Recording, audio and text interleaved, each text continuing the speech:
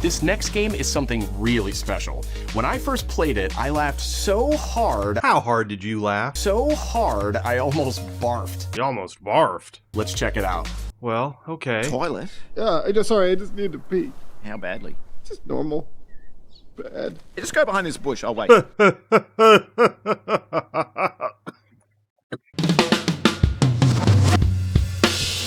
Okay, so Sony has snuck in right before the Summer Games Fest with a PlayStation State of Play. I think it was pretty good. 25 announcements by my count, some brand new, some we'd seen before, like Ninja Gaiden Ragebound or Sword of the Sea, both of which still look fantastic. Or Cairn, though there's a demo available for that one. I gave it a shot earlier tonight, and I have to admit, I'm intrigued. From the team behind Fury, it's a game about climbing. This one feels like a more intense, more grounded experience than something like Jusant, and while I liked that game, based off this demo, I'm going to be into Cairn as well. You have to carefully navigate each hand and foothold, and while it doesn't look like much on the screen, when you're controlling it, there is an intensity to it as you struggle to balance your stamina. This is one of those indie games that could probably consume a whole weekend. I'm looking forward to it. It's weirdly tense. The character starts shaking as your stamina gets low, and you can just feel your palms sweat on the controller. It's pretty awesome. Anyway, I'm not going to touch on every game mentioned. I'm not even going to touch on every game that I thought looked cool. I just want to highlight a few that really popped and stood out to me. But hey, let me know in the comments what you thought was the best thing they showed. First thing, we got Pragmata from Capcom, and I thought this game was canceled. But no, it's real. It's a science fiction adventure taking place on a dark stretch of the moon, and you play as Hugh, a guy with an android child gremlin named Diana riding your back like Yoda. According to the PlayStation blog, both have their own abilities, and you'll need to control them both at the same time to overcome the many obstacles you'll face. This 2-in-1 approach, where hacking is key to your success, is the game's unique take on combat. There isn't a ton to go off of here in what they showed, but it looks interesting, and Capcom has really been on fire lately, so I'm interested in learning more about this one. Then we have Romeo Is A Deadman from Suda51 and the team at Grasshopper Manufacture. In this game, the main character, Romeo, or Romeo Stargazer, such a cool name, right? Actually, yeah, it kind of is. As an FBI investigator, he tracks down wanted criminals from across space-time and defeats them. Yeah, that's what I always assumed the FBI did. Romeo Is A Deadman is one of those games that just speaks for itself. Look at it. Look. Fucking look at it. Yes! This looks right up my alley. It's got that sort of, well, I guess Suda51 vibe, but also it kind of reminds me of like Wanted Dead, which I think is a totally underrated game.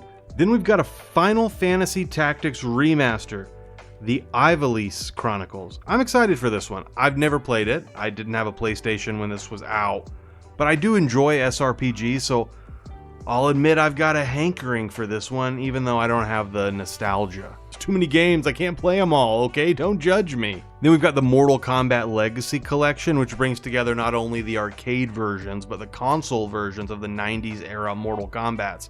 I used to play a ton of MK4 on the Nintendo 64 as a kid, so I'm stoked they're including the console versions, and they're adding online with rollback netcode to all these titles, so it's going to be a whole scene, baby. And then we've got Sea of Remnants. I don't know what this is. The PlayStation blog says, while you might find familiar tags to explain the gameplay within, such as Ocean Adventure RPG, that's a familiar tag, Ocean Adventure RPG, simulation, survival building, turn-based strategy, we'd rather introduce it with this single line. This is an infinite voyage looping between death and rebirth, a journey where we row forward tirelessly, only to return to where it all began. So, roguelite? In Sea of Remnants, you play as an amnesiac sailor.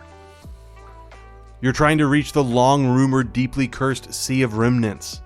Players must forge deep bonds with a wide cast of companions, forming specialized crews whose individual strengths combined can aid you. Hang on, I'm having a stroke here. Forming specialized crews whose individual strengths combined can aid you navigate any challenges that lie out there in the open sea. No, that's just how they wrote it. right? Am I crazy? Whose individual strengths combined can aid you navigate any challenges, can aid you in navigating any challenges that lie out there in the open sea. Does no one proofread the PlayStation blog? Does no one proofread the PlayStation blog? Okay.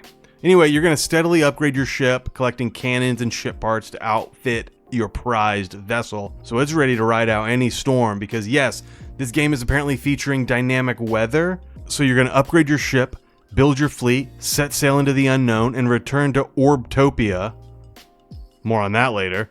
Players can choose to sail solo, where a dynamic weather system ensures no two voyages feel the same. Every stretch of ocean hides its own chaos. Or they can go online to raid ships or team up to defeat monsters and beasts. And you're not just bound to your ship. You can go deep into the islands. For sailors, the real anchor of the heart is returning home, with something to show for it. As the liveliest pirate city in the world, Orbtopia welcomes all who fail at sea, swept back by the currents. Find harbor in the city. No static sandbox map. As you return from each unique adventure, the city will evolve, shaped by personal choices and power shifts between competing factions. How big and ambitious is this game? I can see the turn-based elements, I can see the real-time action. It sounds like it's multiplayer and single player. It's like a living, breathing. It's promising a lot. I need to see more of this one, and it's really on the list just because I don't understand it yet, but it feels ambitious. There's a lot here, so I guess we'll just see. From there, 007 First Light from the team behind Hitman. You're playing young James Bond before he's earned the number. It looks like Hitman with a linear action game surrounding it, and that's not a bad thing, baby. This is Bond as you've never seen him before, the youngest Bond fans have ever met. In 007 First Light, at only 26 years old, he isn't the fully fledged 007 you know from the Tux and Martini days, but a man with sharp instincts, sometimes reckless, who is still learning when to fight, when to bluff, and when to disappear into the shadows. Varied gameplay mixing intense combat, full throttle driving, stealth, and cutting-edge gadgets. I'm really interested to see how IO Interactive takes on driving. I don't think they've really ever done that for a Hitman. And I don't think this is a for sure home run, but it looks like a pretty cool take on, James Bond. What I'm wondering is if it's going to have replayability with a lot of variables on how you tackle missions like in Hitman, or if it's going to feel like it's best treated as a one and done, kind of like an Uncharted. They have a showcase for the game coming up later this summer, so we will see then. I've got a soft spot for James Bond ever since GoldenEye introduced me to the world of first-person shooters. And the biggest surprise, in my opinion, was that Sony has funded an Arc Systems Work fighting game in partnership with Marvel. So we are getting a gorgeous-looking tag team fighter that is going to be 4v4, which is insane. It looks so sick. I can't wait to give this a try. And I gotta say, it was really nice being surprised by this. So often, all the good stuff in a show leaks beforehand, but I hadn't heard anything about this. And I really like here how they leaned into the Japanese art style for the characters. I think it really sets this apart from other Marvel games. Though I do suppose this means that a new Marvel vs. Capcom is on ice indefinitely. So hopefully this one delivers. Anyway, yeah, that kind of wraps up all the highlights. I know there was other big stuff there that looked cool, like Neo 3, which has a demo that I want to try, so this video needs to end.